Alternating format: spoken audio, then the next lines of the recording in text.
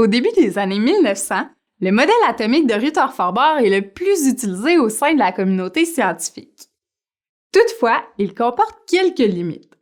Entre autres, il ne permet pas d'expliquer pourquoi les protons du noyau ne se repoussent pas entre eux, malgré qu'ils soient tous de charge positive.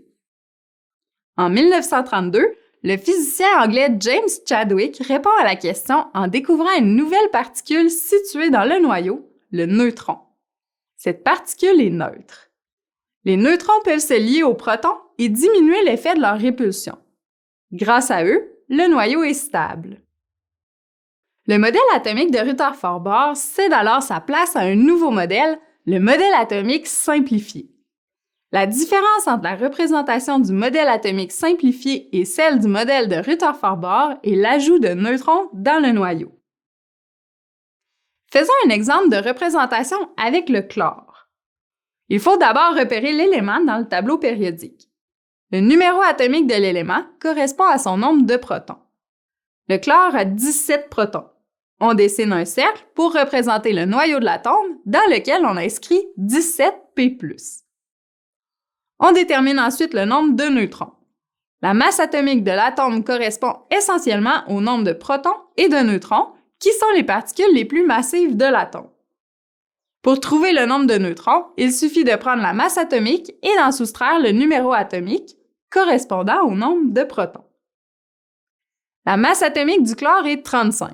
On y soustrait 17, son nombre de protons, et on obtient 18 neutrons.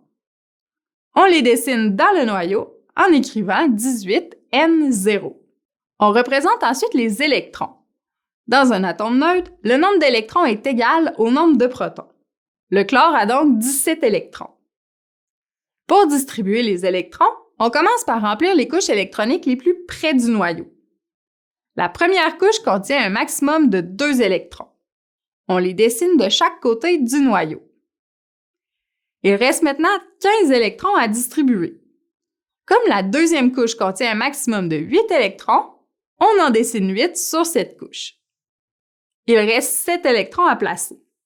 La troisième couche contient un maximum de 8 électrons, on peut donc y dessiner les 7 électrons restants.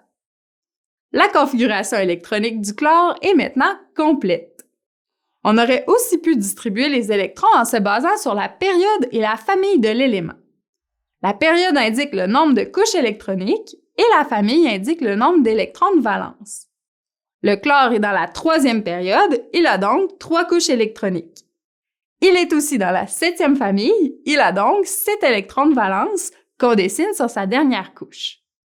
On remplit ensuite les couches inférieures avec les 10 électrons restants.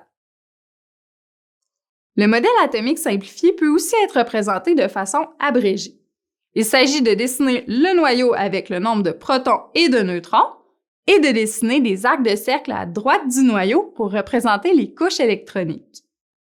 On inscrit le nombre d'électrons présents dans chaque couche électronique sous la couche correspondante et on ajoute E- pour électrons. Bien que ce modèle atomique soit plus complexe que les modèles qui l'ont précédé, il porte aujourd'hui le nom de modèle atomique simplifié pour le différencier des représentations plus complexes qui ont été élaborées par les chercheurs dans les années suivantes.